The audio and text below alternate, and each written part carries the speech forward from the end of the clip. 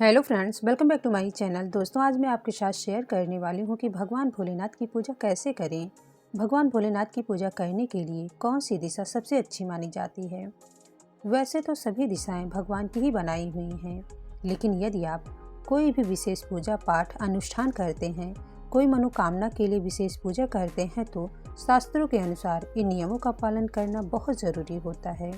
लेकिन यदि आप किसी बड़ी मंदिर में गए हैं, वहाँ पूजा करने के लिए जगह नहीं है, भीड़ बहुत है, आप सही दिशा की तरफ मुख करके पूजा नहीं कर पा रहे हैं, तो डरने की कोई बात नहीं है। ऐसे समय में आप किसी भी दिशा में मुख करके पूजा कर सकते हैं। लेकिन यदि आपको पूजा करने के लिए जगह मिल रही है, तो आप दिशाओं का विशेष ध्यान दें। तो दोस्तों, चलिए वीडियो को शुरू कर लेते हैं। पूजा करने के लिए मैं मंदिर में आ गई हूँ, तो सबसे पहले एक लोटा जल भर कर ले लें।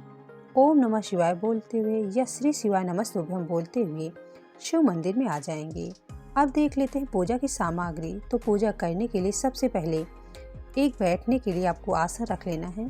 उसके साथ ही पूजा करने के लिए एक लोटा जल भरकर रख लेना है और थोड़ा सा गंगा जल ले लेना है। गाय का कच्चा दूध रख लेना है, माचिस, धूप बत्ती, घी का एक दिया रख लेना है, चंदन रख लेना है, गौरी मैया को लगाने के लिए सिंदूर रख लेना है, अक्षत, काले तिल रख लेना है, कपूर रख लेना है आरती करने के लिए, जौ रख लेना है, कुछ सिक्के रख लेना है शिव जी को अर्पित करने के लिए, 2 जनेऊ रख लेना है, एक गणेश जी के लिए और एक शिव जी के लिए। उसके बाद वस्त्र स्वरूप कलावा रख लेना है। आपको थोड़े बहुत फूल रख लेने हैं। गणेश जी के लिए और माँ गौरी के लिए लाल फूल रख लेना है और सभी भगवान के लिए, शिव जी के लिए, कार्तिकेय के लिए आपको सफ़ेद फूल रख लेना है, या फिर आपके पास जो भी फूल हो आपको फूल रख लेना है और गणेश जी के लिए आपको दूर्वा रख लेना है। उसके साथ ही आपको कोई मिठाई, मौसमी फल, ड्राई फ्रूट्स, कुछ भी चीज़ें आपको रख लेना है भोग लगाने के लिए। पूजा करने के लिए सबसे पहले गणेश जी, कार्तिकेय जी, अशोक सुंदरी और गौरी माँ भगवान भोलेनाथ सबका ध्यान करते हुए ओम नमः शिवाय बोलते हुए फिर श्री शिवाय नमस्तुभ्यम बोलते हुए जल से अभिषेक कर देंगे। शिव जी की पूजा करते समय पूजा करने वाले का मुख उत्तर दिशा की तरफ होना चाहिए, यानी कि दक्षिण दिशा में खड़े होकर शिवलिंग पर जल चढ़ाना चाहिए। कभी भी आपका मुख उत्तर, पूर्व या पश्चिम दिशा की तरफ नहीं होना चाहिए। इसे शुभ दिशा नहीं मानी जाती है, क्योंकि शास्त्रों के अनुसार इन दिशाओं में शिव जी की पीठ, कंधा आदि होते हैं। इसलिए कभी भी हमें और दिशाओं में पूजा नहीं करना चाहिए शिव जी के। सिर्फ दक्षिण दिशा की तरफ खड़े होकर और उत्तर दिशा की तरफ मुख करके शिव जी को जल अर्पित करना चाहिए। उसके बाद दूध से अभिषेक कर देंगे, फिर जल से शुद्ध करके उन्हें स्नान करा देंगे। उसके बाद थोड़ा सा जलाधारी से जल लेकर लोटे में रख लेना है। इस मंदिर में नंदी जी की प्रतिमा थोड़ी सी दूर है, इसलिए मैं सबसे पहले शिव जी की पूजा कर लेंगे, यानी शिव परिवार की पूजा कर लेंगे। उसके बाद हम नंदी महाराज की पूजा करेंगे। उसके बाद हम टीका लगा देंगे, शिवलिंग पर ओम बना देंगे और चंदन से ही हम त्रिपुंड बना देंगे। उसके बाद गणेश जी और कार्तिकेय जी को टीका लगा देंगे। उसके बाद सिंदूर से गणेश जी, माँ अशोक सुंदरी और कार्तिकेय जी को और माँ महागौरी को हम टीका लगा देंगे। उसके बाद हम अपने आप को भी सिंदूर से टीका लगा लेंगे।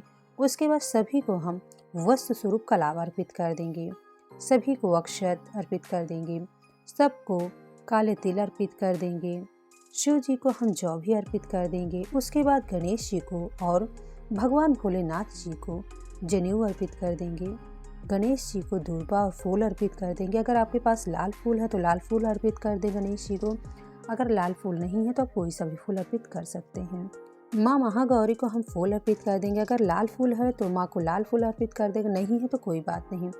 और शिव जी को हम सफ़ेद फूल अर्पित करेंगे। अगर सफ़ेद फूल नहीं है तो लाल, पीला, सफ़ेद जो भी फूल आपके पास है आप उसे अर्पित कर सकते हैं। उसके बाद धूप दीप जलाकर रख देंगे और धूप दीप दिखा देंगे सभी को। उसके बाद भोग अर्पित कर देंगे। भोग में आपके पास जो भी फल, मेवा, मिठाई जो भी चीज़ है आप उसे अर्पित कर सकते हैं। उसके बाद जल से आचमनी कर लेंगे और एक लोटा जल भर कर रख देंगे। और आप चाहें तो यहीं बैठकर शिव चालीसा, श्री शिवाय नमस्तुभ्यम का जाप या फिर ओम नमः शिवाय या फिर महामृत्युंजय मंत्र का जाप कर सकते हैं। उसके बाद हाथ जोड़कर क्षमा याचना कर लेना है। 3 बार ताली बजा लेना है। शिव मंदिर में 3 बार ताली बजाने का विशेष महत्व होता है, तो 3 बार ताली जरूर बजा दें और अपनी मनोकामनाओं को बोल दें। उसके बाद कुछ दक्षिणा अर्पित कर देना है। इत्र लगाना मैं भूल गई थी और आपको इत्र को पहले ही लगा देना है, या फिर वस्त्र स्वरूप जब कलावा आप अर्पित करते हो उसके बाद ही आपको वस्त्र स्वरूप कलावे में ही आपको इत्र लगा देना है। अगर आप इत्र वस्त्र में नहीं लगाते तो आपको वैसे भी इत्र सबको लगा देना है, क्योंकि इत्र लगाना बहुत ही ज़्यादा ज़रूरी होता है। तो आपको इत्र ज़रूर लगा देना है। तो मैं भूल गई तो मैं अब लगा रही हूँ, लेकिन आपको पहले लगा देना है। उसके बाद प्रेम पूर्वक गणेश जी, माता महागौरी, शिव जी की और शिव परिवार की, यानी कि आपको पूरे शिव परिवार की आरती कर लेना है। कर्पूर गौरम करुणावतारम संसारी सारम भुजगेंद्रहारम सदा वसंतम हृदयारविंदे भवम भवानी सहितम नमामि। आप चाहें तो इसे कपूर जला करके आरती कर लें, या फिर आप दूसरा दीप जला करके भी आरती कर सकते हैं। उसके बाद सभी शिव परिवार के पैर छू लेना है और पूजा में रही कमियों के लिए क्षमा याचना कर लेना है और अपनी मनोकामना को पूर्ण करने के लिए भगवान से प्रार्थना कर लेना है। उसके बाद अब चलते हैं नंदी महाराज जी की पूजा करने के लिए। तो क्योंकि नंदी महाराज की प्रतिमा को थोड़ी दूर विराजमान की है, तो वहाँ चलकर पूजा कर लेते हैं। तो सबसे पहले नंदी महाराज को हम जल चढ़ा देंगे। उसके बाद अक्षत, काले तिल और फूल सब अर्पित कर देंगे। चंदन से टीका कर देंगे। उसके बाद वस्त्र स्वरूप कलावा अर्पित कर देंगे, धूप दीप दिखा देंगे और पैर छू लेंगे। उसके बाद नंदी महाराज के दाहिने कान में ओम शब्द का उच्चारण करने के बाद फिर आपको अपनी मनोकामनाओं को नंदी महाराज से कह देना है और मनोकामनाओं को पूरी करने के लिए प्रार्थना कर लेना है और पैर छू लेना है। तो दोस्तों, इस प्रकार से नंदी महाराज की और भगवान भोलेनाथ की पूजा कर लेना है। तो दोस्तों, आपको ये वीडियो कैसे लगी?